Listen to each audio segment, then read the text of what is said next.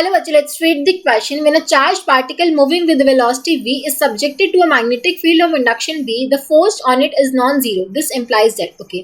So एक charged particle जो कि v velocity के साथ move कर रहा है, it is subjected to a magnetic field of induction B. उसके ऊपर जो force लग रहा है वो non-zero है.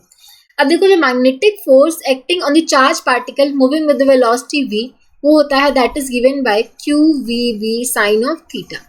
ठीक है, वेक्टर फॉर्म में कैसे लिखते हैं? q v cross v. ठीक है, क्वेश्चन में देखा इट इज नॉन जीरो. ये नॉन जीरो होना चाहिए. इसका मतलब क्या? अब देखो ये नॉन जीरो कब आएगा. देखो क्यू वी बी तो हमें पता है ये तो नॉन जीरो है ही, क्योंकि उसकी वेलोसिटी है, मैग्नेटिक फील्ड की वैल्यू भी कुछ है, क्यू की वैल्यू भी कुछ है, तो ये तो वैसे ही नॉन जीरो. ये नॉन जीरो तब तक रहेगा जब तक साइन थीटा की वैल्यू भी नॉन जीरो रहे. अगर साइन थीटा जीरो हो गया तो फोर्स की वैल्यू भी जीरो आएगी. ठीक है, तो अगर ये नॉन जीरो आ रहा है इसका मतलब क्या है कि साइन थीटा भी नॉन जीरो है. इसका मतलब यही है ना, यही इंप्लाई कर रहे हैं. फोर्स नॉन जीरो तभी आएगा जब साइन थीटा की वैल्यू नॉन जीरो है. साइन थीटा जीरो नहीं होना चाहिए. और हमें पता है साइन थीटा जीरो कब होता है. साइन थीटा आपका जीरो कब होता है? एक तो 0 डिग्री पर और 180 डिग्री पर.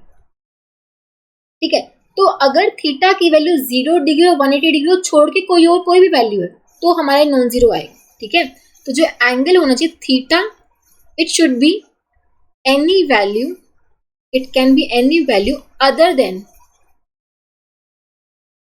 0 डिग्री और 180 डिग्री. ठीक है, तो थीटा की वैल्यू 0 से 180 डिग्री के बीच में कुछ भी हो सकती है, बस 0 डिग्री और 180 डिग्री नहीं हो सकती है, बिकॉज इन दोनों वैल्यूज पे साइन थीटा की वैल्यू 0 हो जाएगी और फोर्स 0 हो जाएगा. और हमें नॉन जीरो फोर्स चाहिए. तो any value between any value other than 0 degree और 180 डिग्री. ठीक है, 0 और 180 को छोड़ के कोई वैल्यू भी हो सकती है. ठीक है, सो हम बोल सकते हैं angle between V and B can have any value other than 0 and 180 degree. Okay, so option C would be the correct answer. Angle between V and B can have any value other than 0 and 180 degree. Okay, so option C would be the correct answer. I hope आप सबको समझ आया होगा. Thank you so much.